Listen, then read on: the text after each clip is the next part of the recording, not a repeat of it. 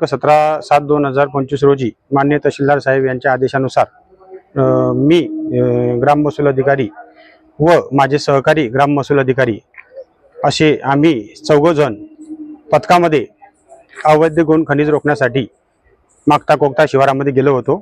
तेथे गट नंबर 78 मध्ये एक वाहन हे आम्हाला अवैधपणे मुरुम वाहतूक करून तिथे मुरुम टाकत असल्याचे दिसून आले। त्यामुळे आम्ही त्याला तिथे अडवण्यासाठी गेलो। त्याच्याकडे वाहतूक पास विचारले, त्याच्याकडे पास नव्हती, त्याने पास नाही असे सांगितले।